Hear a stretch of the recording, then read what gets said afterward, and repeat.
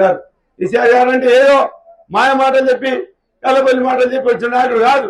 మన మీద ప్రేమ, మన పల్లెటూళ్ళ మీద ప్రేమ, మన బీద ప్రజల మీద ప్రేమ ఉన్న నాయకుడు కాబట్టి ఇవన్నీ చేసుకుంటూ వచ్చిండు. ఏ రాష్ట్రంలో ఏ ముఖ్యమంత్రి చేయని పనులు మన ముఖ్యమంత్రి కేసీఆర్, మాజీ ముఖ్యమంత్రి కేసీఆర్ గారు చేసిండు.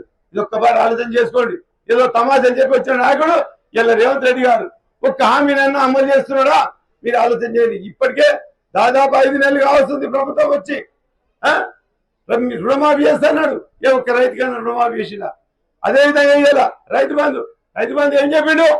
సంవత్సరానికి ఒక ఎకరకు 15,000 ఇస్తా అని చెప్పిండు. 15,000 కాదు కదా, 3 ఎకరాలు 4 ఎకరాలకు వేస్తే వేసిండేమో, కానీ అదే 500 వేసిండు.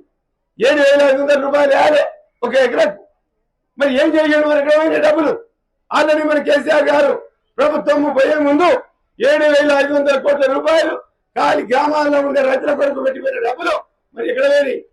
ఈ డబ్బులను తీసుకొని వాళ్ళ కాంట్రాక్టర్లకు పంచుకున్నారు. ఎవరైతే వాళ్ళ ప్రభుత్వంలో ఉండే గొప్ప గొప్ప నాయకులు ఉంటారో వాళ్ళు పంచుకున్నారు. మన రైతులకు కాదు. మన రైతులకు ఇప్పటిదాకా ఏం చేసిండో 5 నెలల్లో ఒక్క చిన్న మంచి పని చూపించండి, ఒక్క చిన్న మంచి పని చూపించండి. ఇవాళ కళ్ళబల్లి మాటలు చెప్పి, లేనిపోని మాటలు చెప్పి, ఇవాళ చిన్న పాప, ఇవాళ కడుపులో ఉన్న పాప కాడికి వెళ్ళి ఇవాళ మహిళలను ఏ విధంగా ఆదుకున్నాడో ఒక్కసారి ఆలోచన చేస్తారు.